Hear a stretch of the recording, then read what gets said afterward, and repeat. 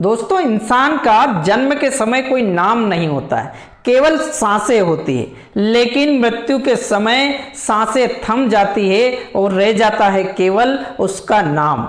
और इन्हीं सांसों और नाम के बीच की यात्रा को हम जीवन कहते हैं। इंसान जो कहता था कि जिस दिन मैं अपने लिए कुछ कर नहीं पाऊंगा उसी दिन मैं अपना बैग पैक करूंगा और चला जाऊंगा। नमस्कार मित्रों, मैं केपी सिंह तोमर। मैं बात कर रहा हूं भारत के भारत रत्न तो नहीं, लेकिन भारत के रतन, भारत के हीरे रतन टाटा की, जिनकी सांसें तो आज थम गई लेकिन उनका नाम अमर हो गया। तो जैसे ही देश को पता चला कि रतन टाटा इस दुनिया में नहीं रहे, दुनिया के बड़े बड़े महान हस्तियों ने उन्हें श्रद्धांजलि अर्पित की। तो आज मैं भी ये वीडियो रतन टाटा को एक छोटी सी श्रद्धांजलि देते हुए हम रतन टाटा के जीवन से क्या सीख सकते हैं और जुड़े हुए अद्भुत किस्से इस वीडियो में मैं शेयर करने वाला हूं। ये वीडियो मेरी तरफ से उन्हें एक छोटी सी श्रद्धांजलि होगी। मुंबई के 26/11 का ताज पे अटैक के बाद रतन टाटा का रिएक्शन क्या था, मैं डिस्कस करने वाला हूं। रतन टाटा ने 4 बार शादी के करीब पहुंचकर भी शादी क्यों नहीं। टाटा एक बार ड्राइवर के साथ अपनी गाड़ी का टायर चेंज करने में मदद करने लगे। अमेरिका की फोर्ड कंपनी के मालिक बिल फोर्ड से अपने अपमान का बदला कैसे लिया। टाटा ने हमेशा बिजनेस से पहले नेशन को प्रायोरिटी दी। तो 28 दिसंबर 1937 को जन्मे रतन टाटा का जीवन बचपन से ही उतार चढ़ाव से भरा हुआ रहा। में ही उनके माता और पिता नवल टाटा और सुनी टाटा अलग अलग हो गए। उसके बाद उनके भाई और उन्हें उनकी दादी नवाज टाटा ने संभाला। में 1955 से 1962 तक अमेरिका में रहकर पढ़ाई की और फिर वहीं पर नौकरी की। उसके बाद लॉस एंजलिस में ही शादी करके सेटल होने का प्लान बना चुके थे, लेकिन ईश्वर को कुछ और ही मंजूर था। रतन टाटा को इंडिया से उनकी दादी का फोन जाता है कि मेरी तबीयत खराब है, आप जल्दी से इंडिया आ जाइए। रतन टाटा सब कुछ छोड़कर इंडिया आ जाते हैं। इंडिया आने के बाद टाटा ग्रुप के साथ ही एक छोटे एम्प्लॉय के रूप में अपनी पहली जॉब शुरू करते हैं। उनका मानना था कि हर व्यक्ति में कुछ विशेष गुण एवं प्रतिभाएं होती है, इसलिए व्यक्ति को सफलता पाने के लिए अपने गुणों की पहचान करनी चाहिए। ग्रुप के साथ काम करते करते साल 1991 आते आते रतन टाटा को टाटा ग्रुप का चेयरमैन बना दिया गया। मित्रों, 1991 से 2012 तक 21 साल के करियर में रतन टाटा ने टाटा को शिखर तक पहुंचा दिया। कंपनी का टर्नओवर 40% इंक्रीज कर दिया और कंपनी का प्रॉफिट 50% तक बढ़ा दिया। इस दौरान उनके जीवन में कई उतार चढ़ाव आए, लेकिन वो पहले ही ये मान चुके थे कि जिंदगी उतार चढ़ाव से भरी हुई है, हमें इनके लिए तैयार रहना चाहिए। तक का सफर करने में रतन टाटा को लोगों से बहुत कुछ सुनने को मिला, लेकिन उनका कहना था कि अगर लोग आप पर पत्थर मारते हैं तो उन पत्थरों का इस्तेमाल अपना महल बनाने में कर लीजिए। अपने इस 21 साल के करियर के दौरान उन्होंने कोरस, टेटली, लैंड रोवर और जेगुआर जैसी बड़ी बड़ी कंपनियों को टेक ओवर किया। एक बार उनसे पूछा गया कि आप सही निर्णय कैसे लेते हो, तो उनका जवाब सुनकर आश्चर्य होगा आपको। वो कहते हैं कि मैं सही निर्णय लेने में विश्वास नहीं रखता, मैं निर्णय लेता हूं और उसे सही साबित करने में लग जाता हूं। दोस्तों, मेहनत, इज्जत, ईमानदारी और नेशन बिल्डिंग रतन टाटा की रग रग में भरा हुआ था। यही कारण है कि भारत सरकार ने रतन टाटा को पद्म विभूषण से सम्मानित किया। और अब मैं आपके सामने रतन टाटा की जिंदगी से जुड़े अद्भुत किस्से डिस्कस करने जा रहा हूं, जिनमें आपको मेहनत, इज्जत, ईमानदारी और नेशन बिल्डिंग पूरी तरह से दिखाई देगा कि किस तरह रतन टाटा इन शब्दों को अपने साथ आत्मसात किए हुए जीवन जीते थे। दोस्तों, रतन टाटा की अगर ईमानदारी की बात करें तो मैं आपको एक किस्सा बताना चाहूंगा। मुंबई का 26/11 का ताज पर अटैक दुनिया जानती है दोस्तों कि रतन टाटा ने उस ताज होटल में काम कर रहे हर एक कर्मचारी की मदद की। मृत्यु हो गई, उन्हें जीवन भर की सैलरी एक मुश्त दे दी। जो भी कर्मचारी उसमें काम कर रहा था उसको मेडिकल सुविधा दी, उनके बच्चों की स्कूल की फीस भरी, बच्चों की शादी का खर्चा उठाया। ये सब तो सबको पता है मित्रों, लेकिन आपको जानकर आश्चर्य होगा कि उस समय ताज होटल के आसपास ड्यूटी करने वाले पुलिसकर्मी, पानी पूरी का ठेला लगाने वाला, चाय बेचने वाला, पान की दुकान वाला, टपरी वाला, वहां से आसपास गुजरने वाले हर एक उस व्यक्ति की उन्होंने पैसों की मदद की जो उस समय ताज होटल के आसपास प्रेजेंट था। दोस्तों, जिन्हें टाटा ग्रुप और रतन टाटा कहीं से कहीं तक जानते तक नहीं थी, उनको कभी भी उन्होंने पैसों की कमी नहीं आने दी, उन्हें भरपूर पैसों की मदद की। है रतन टाटा की ईमानदारी। एक और किस्सा, रतन टाटा हमेशा नेशन बिफोर बिजनेस रखते थे।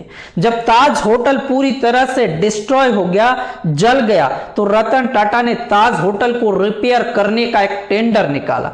मित्रों, पूरे देश में विदेश में टेंडर निकाला गया। माय डियर फ्रेंड, जब ताज होटल को रिपेयर करने के लिए पाकिस्तान के दो बिजनेसमैन ने भी टेंडर डाला, और वो जब रतन टाटा से मुलाकात करने आए, रतन टाटा को जब पता चला कि ये पाकिस्तानी हैं, रतन टाटा ने उन्हें अपॉइंटमेंट देने से भी मना कर दिया, उनसे मिलने से भी मना कर दिया, और स्टाफ को बोल दिया कि बता दीजिए कि वो बिजी है। लेकिन दोस्तों, होता क्या है कि वो पाकिस्तानी, दोनों पाकिस्तानी उस समय की हमारी इंडियन गवर्नमेंट के किसी मिनिस्टर से जान पहचान होने के कारण उनसे कॉल करके ये बताते हैं और ये उनसे रिक्वेस्ट करती है कि हमें केवल रतन टाटा जी से मिलवा दीजिए। उस समय की गवर्नमेंट के मिनिस्टर का फोन रतन टाटा के पास आता है। रतन टाटा को बोला जाता है कि जो आए हैं आपके यहाँ टेंडर जिन्होंने भरा है, आप उनसे मीटिंग कर लीजिए, आप उनसे मीटिंग कर लीजिए। फ्रेंड्स, आपको जानकर ये हैरान होगा कि उस समय रतन टाटा का उन माननीय मिनिस्टर को क्या जवाब था।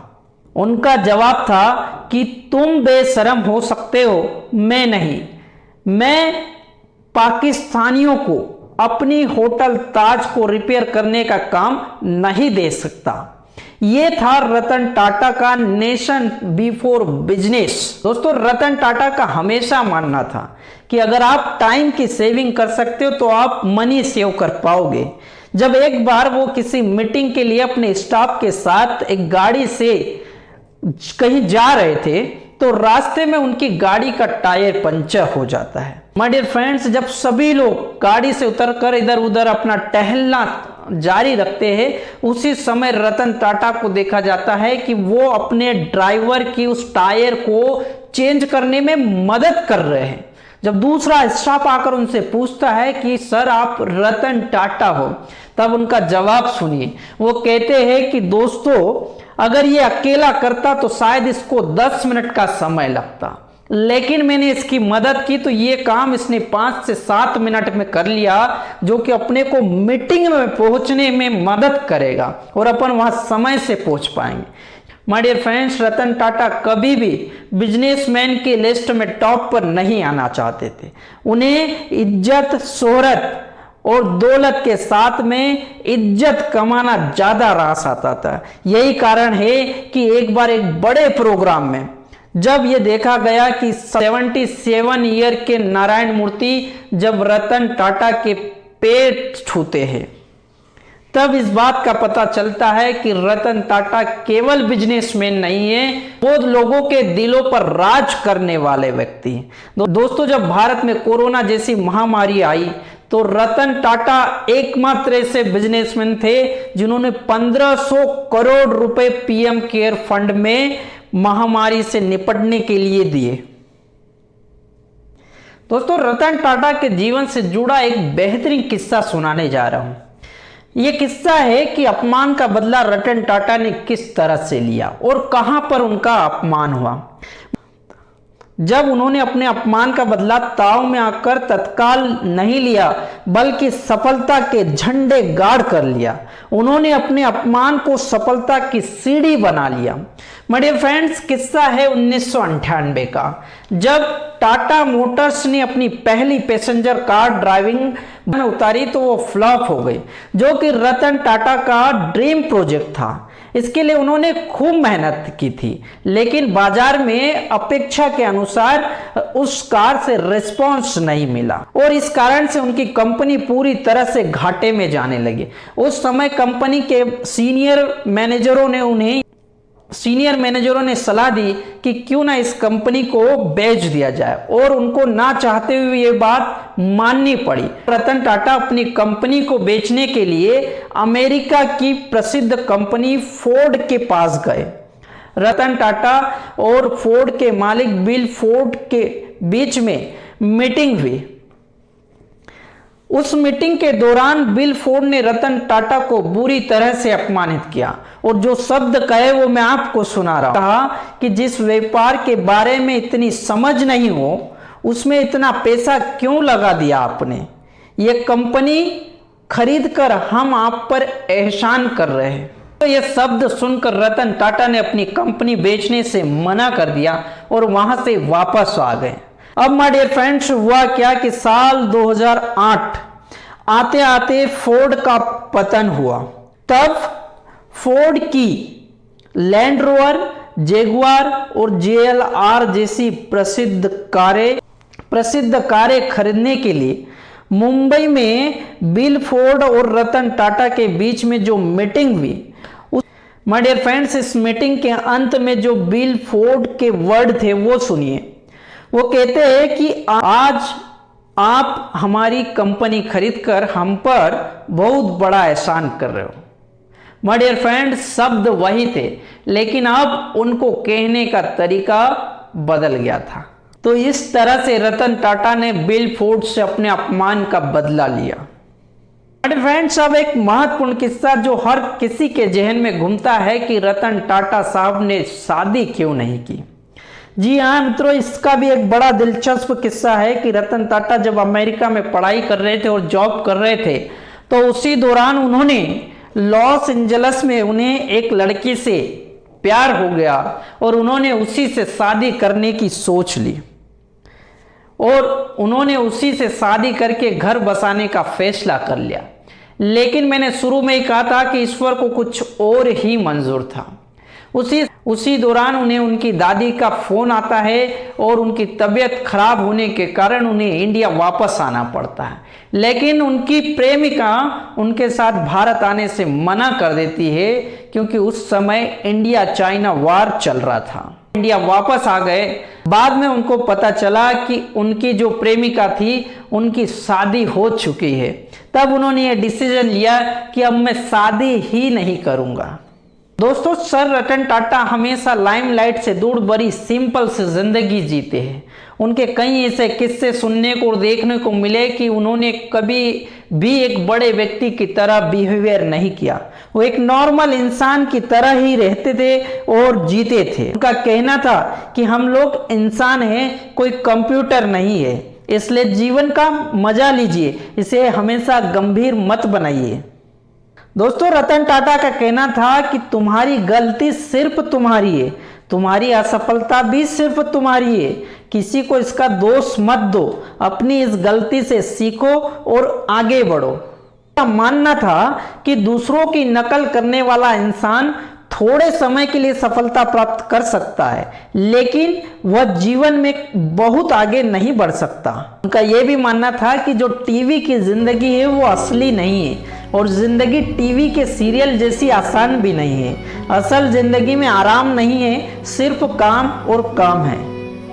दोस्तों, रतन टाटा कहते थे कि मैं चीजों को कभी भाग्य पर छोड़ने में विश्वास नहीं करता, मैं कड़ी मेहनत और तैयारी में विश्वास करता हूं। वो हमेशा ये मान के चलते थे कि अगर आपको एक बड़ी लड़ाई जीतनी है तो एक से अधिक बार लड़ना पड़ सकता है। दोस्तों, रतन टाटा के बारे में जितनी देर बोला जाए कम ही, लेकिन आज वो इस दुनिया को छोड़ के चले गए। वो सच में भारत के रत्न थे। Thank you so much for watching this video. आपको इस वीडियो की जो बातें भी अच्छी लगी हो उनको कमेंट करके जरूर बताएं, और रतन टाटा के जीवन से जो कुछ भी आपको सीखने को मिला हो उसको अपने जीवन में उतारे। और जय हिंद, जय भारत।